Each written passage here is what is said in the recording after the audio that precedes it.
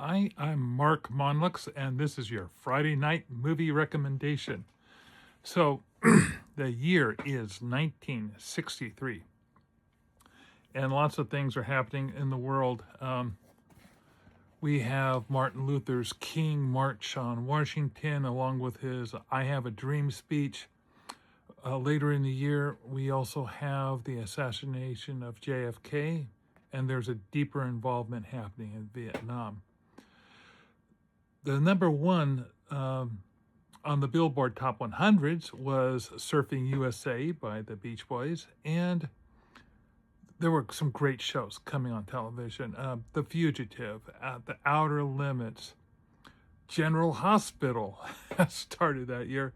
And also, in other countries, we had the beginning of Doctor Who and Astro Boy, one of the most famous animes to kick off Japanese animation. So, the movie that I'm going to recommend from 1963, probably no surprise, I gotta mention it because I'm always shocked when people tell me they haven't seen it. It's Alfred Hitchcock's The Birds. Oh my Lord, you have to see this film. Came out a few years after Psycho. If you haven't seen Psycho, oh my God, you gotta see Psycho. I should mention that the special effects in this were pretty damn good. The film actually received an Oscar nomination, but it lost its Oscar to Cleopatra. The best movies at the Oscar that year was Lawrence of Arabia, which was a cinematic masterpiece.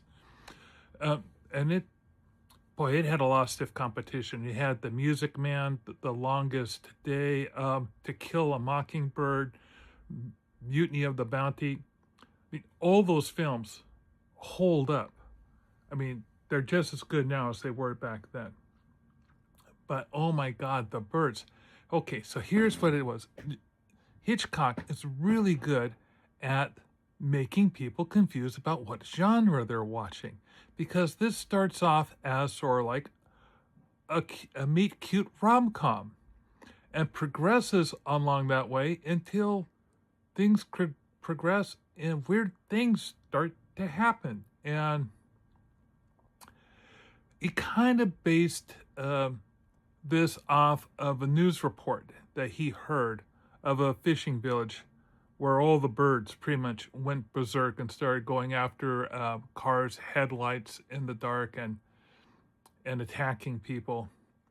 And a lot of scientists think that that might have been a reaction to an overly abundant algae bloom that happened that season. And, you know, the toxins of that were found in some of the birds later on. But that may or not be the case because birds randomly attacking people is kind of a thing.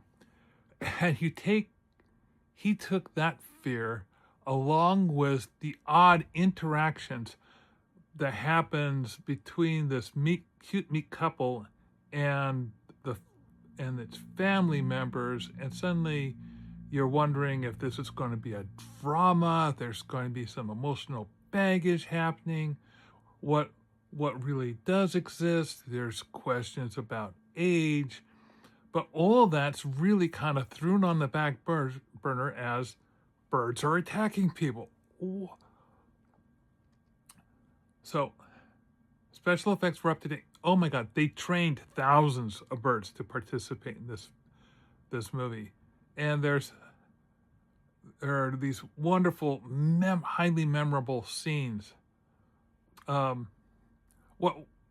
This film is so filled with trivia. I don't even know where to start. Like Hitchcock swore everyone to secrecy during the production of this movie so that the details of it wouldn't get out.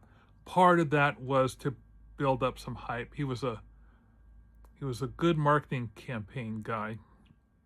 A matter of fact, you'll see still photos of him with a crow on his shoulder, and that crow wasn't from the movie. That crow was bought off a kid on the street who was very reluctant to sell this crow because one of the movie guys saw this kid with this crow and thought that'd be great for Hitch to have on his shoulder.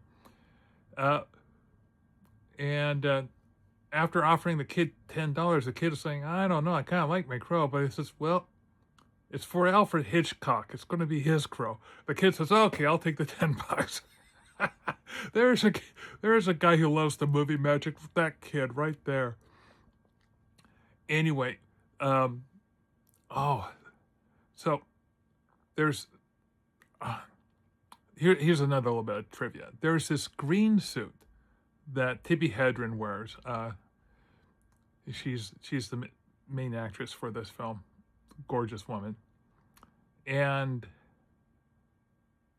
I kept coming across these articles of the green dress was, donated to this place. The green dress was donated to that place. And I'm thinking, how can all these places have the same green? Well, there were 6 different green dresses.